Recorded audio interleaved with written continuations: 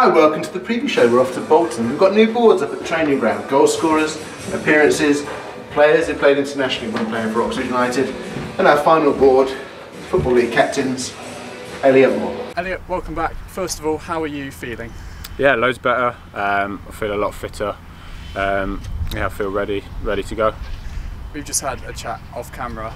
You barely missed a minute in the league last season and the season before. How has it been watching from the sidelines as you know picked up a good start to the season? It's been very strange, but the results have been brilliant. So it's great for the lads, and hopefully we can carry on that form. Yeah, in your absence, Luke McNally, a young player, but he's stepped up for that role nicely. It's good to have that strength and depth. Yeah, brilliant. Yeah, Luke's done very well. Jordan's come in and helped everyone out. He's been brilliant as well. So hopefully we can just carry on that form and keep getting the results. Yeah, and obviously John Moore Senior has been chucked in there as well when he's needed, when that captain's presence, the club captain's presence has been needed as well. How important is that to help guide those younger players through? Yeah, massive. He's massive on and off the pitch. But it just shows the strength and depth this year. With the four centre backs we've got. So yeah, it's brilliant, and like I said, we just need to keep up the points and carry on. The game so far, obviously you've had to watch from the sidelines. What have you made of those, particularly Charlton and Crewe on Tuesday? Yeah, I think in any game it's going to be tough. We looked confident, we looked in control, but obviously teams have dangers and they're going to use them, so we have to stay on guard and stay alert, but the boys did well in both games. Saturday we move on to Bolton Wanderers away. That'll be a tricky game, but one I'm sure you'll be looking forward to. Yeah, definitely. I didn't play there the season before last, but it's a great stadium, the fans will be in, and it'll be brilliant for the lads, and hopefully we can come away with 3 points. Yeah, Bolton have been scoring a few goals themselves. I'm sure you'll be well prepared for their attacking exploits as well as defensively as well. Yeah, we've got to be aware for any team.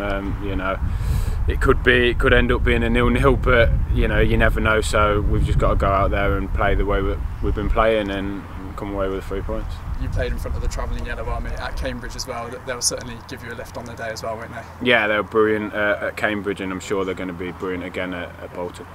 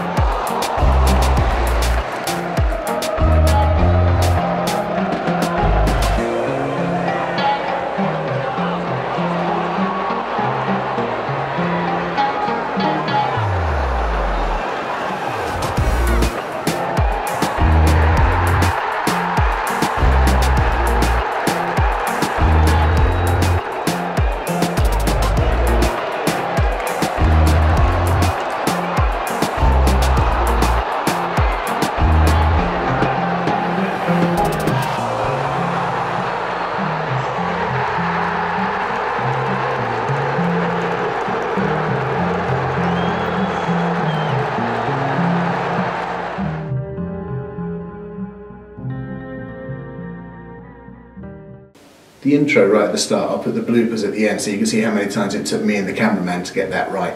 As well as the first team, it's been a busy week. The under-23 stroke under-21s played Tame United against Huddersfield Wednesday night. They lost, but here's the thoughts of Darren Purse. Brilliant comeback, but I actually think it was the start that killed you off tonight, wasn't it? The 2 goals in 12 minutes for them, that's what killed the game, I thought. Yeah, listen, disappointed in the start. I think we showed them too much respect at the start of the game.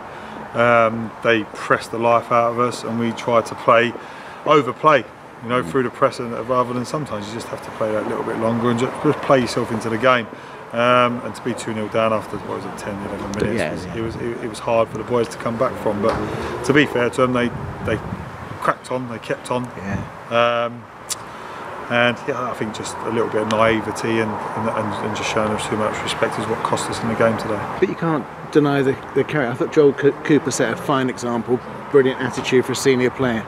But you came back, even 4-1 down, you made that very interesting at the end. Character, I thought. No, definitely. Listen, we'll ultimately look back at the performance and what's gone, what we could do better, and there's plenty that we could have done better. But if you're talking about a little bit of character in the second half, you know, walking 3-1 down, just trying to obviously get.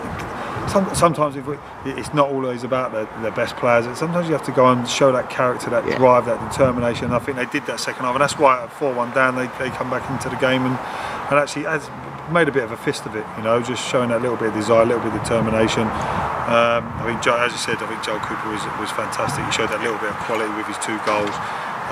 Cramping up towards the end with his hamstring and that, but he just kept going and he just always popped up in the right place at the right time. And I think when the younger players see that from an experienced pro, I mean that's when sort of that they sort of stepped up to it a little bit in that last 30 minutes. But it's about development. I mean, if they got through tonight, they would have been in the group with Birmingham, Watford, Newcastle, was it? You can develop in other ways. You can. It might be loans, it might be friendlies. There's other ways of showing what you can do, right? It is about development, but it's nice to win football matches as well, Chris, you know? I think that side of the game, I mean, the boys have to realise what football's all about. You know, football is about 3 points on a Saturday afternoon. You know, if we had won today, there would have been some great opportunities over them 6 games playing against some really good academies, some really good football clubs. You know, playing at some really good stadiums. So we've missed out on that. But it's about trying to give them boys that experience in other ways, stepping up to it, testing themselves as they was tested today, and hopefully they'll come through on other occasions and learn from the start that they had today, and just that little bit of naivety at times, and hopefully it is that learning curve, and it's early in a long old season. So the first team off to Bolton. The under-18s are away at Sutton United on Friday, and the women are away on Sunday at Chichester and Chelsea, which is not easy to say. That comes after they started with a win against Gillingham on Sunday. Here's goal scorer Reva Casley and the manager Liam Gilbert. 3 points, clean sheet, solid start. It's not a bad first start, is it? Especially when I've just come back. Yeah. First goal for Oxford as well. That's got to be nice to chip in with. Do you know what? It's really, really nice. I've been wanting one for years on end. I think I've always been a presence in the box, presence in the air, and it's actually really, really nice to be able to contribute, especially to a win and 3 points today. Yeah. Gillingham, a tough side to play against, but you managed to break them down in the end. We did, yeah. A little bit scrappy at times, but I think the girls played really, really well. We fought our battles individually and as a whole unit. Yeah, and obviously lots of new signings coming in. How do you think the squad is starting to gel now after a few more games together? We've got relationships that are building, and I think watching the games, watching everything, you can see it all over the pitch. It's not just the players that start, the players that come on, they make the difference. They are our little impact players that come on, everyone's as one. It's not like your little cliques that you might get in certain teams, but it's really, really nice because we're all as one. I mean, we've only been together as a group for 6 weeks, and a couple of a few players have been away and different things going on. It's now we've got to make sure that we get to work this week and we start to continue to build and push ourselves back forward and go into 3 games in 7 days next week. And finally, we launched the Mickey Lewis game. It's on October the 10th. We want you to buy our tickets. He's a friend of everybody at the club. The person I wanted to do the launch and to be the spokesperson for it is probably his best mate in football. Here's Chris Wilder. No doubt played against Mick, but never really, sort of struck a friendship with him. I know he was part of Dave Penny's coaching team at Doncaster, which is obviously local. He came up to South Yorkshire in that period. But my first sort of meeting with Mick was when I first took the job, and I knew that there were good people working at Oxford United, and I think it's quite, from just going onto a football point of view here for a small period of time.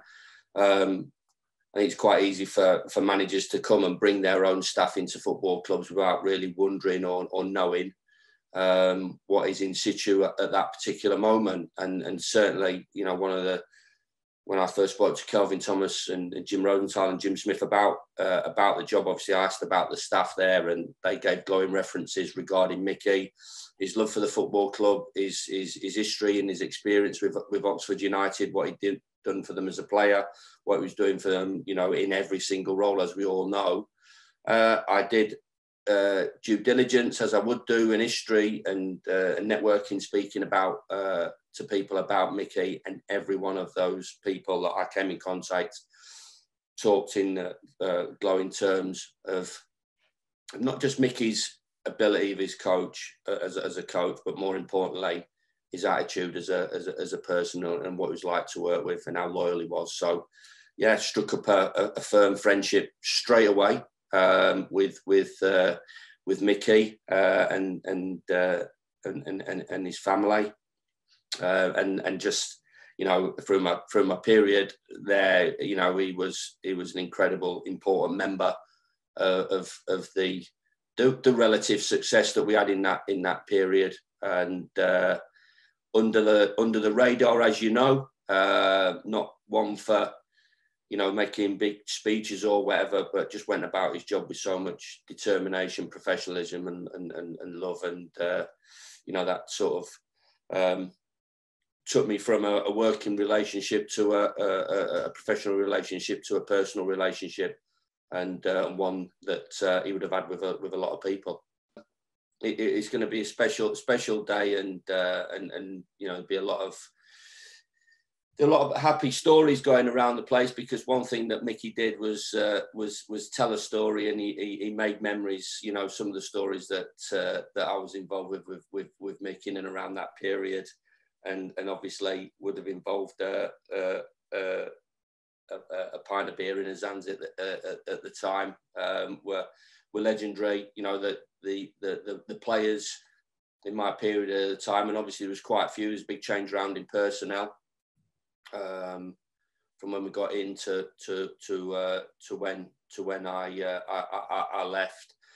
All had the same opinion about Mick, as everybody in the game and out the game did. You knew Mick and all the people at Oxford United, all the staff behind the scenes, and the players that came into contact with him will have the same opinion about Mick as a professional and as a person. We've called the game One for the Road because that's what Mickey would have wanted it. I've never known who led who astray, you, Mickey, or Mel's. Because Hodgie used to shake his head and look at you three. Which one of you was the biggest ringleader? Well, I'm in a good position now to blame it all on Mickey, aren't I? Yes, it's Mickey's fault.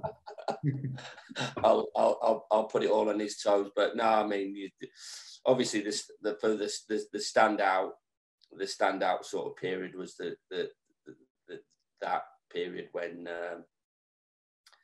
revolving regarding in and around the playoff semi-finals, the final, the celebrations afterwards. Mickey was front and centre of all those, whether it was in the hotel at his house, back at his house, or, as you say, most importantly, or in and around Woodstock, and a couple of boozers in Woodstock there that lasted, and we maximised it, and we did every time we came up, every time I saw him, for somebody to keep in contact with it. It's at times people talk about ships passing in the night and stuff like that, but I think with Mickey that was certainly not the case for a lot of people, and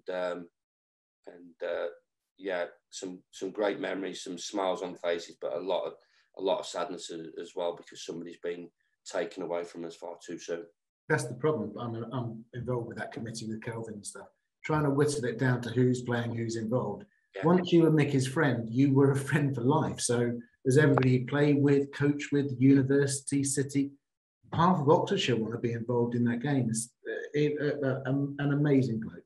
I mean, yeah, even, you know, I've got to say, even I was, you know, so it was such an emotional day, really, the service. And, you know, I was just so, I mean, I was incredibly taken back by the young guys at the university. I mean, I had obviously a big period down there with Mickey, and I think what happens, as you know, it's day to day. You know, speak to each other, you know, every day while you're working with your staff, and then obviously you start, you know, I was working with the university, and you know, the time and effort and what those young men thought about Mickey as well.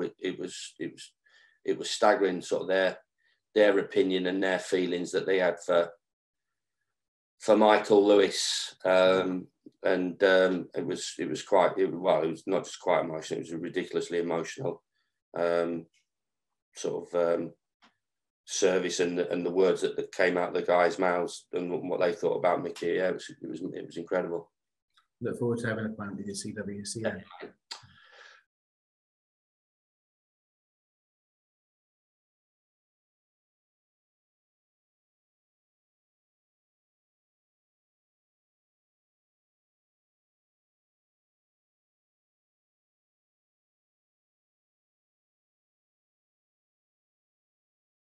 You're going to bump into something. Yeah, of course I. Yeah, go. Hi, it's the preview show. We're at the training ground. We've got new boards up. Appearances, goal scorers, international call-ups. You're not walking quick enough. You're not too quick. Very quickly. The women are also away this weekend. They're off to Chichester. I'm so sorry. Hi, welcome to the preview show. We've got new boards up at the training ground with goal scorers, appearances, international call-ups, and Football League captains. That's why we're starting. What are you pointing up there for? So the under-18s are away on Friday. They're away at Sutton United. The women are also away this weekend. They're away at Chichester. Shut up, Fredetsky. No.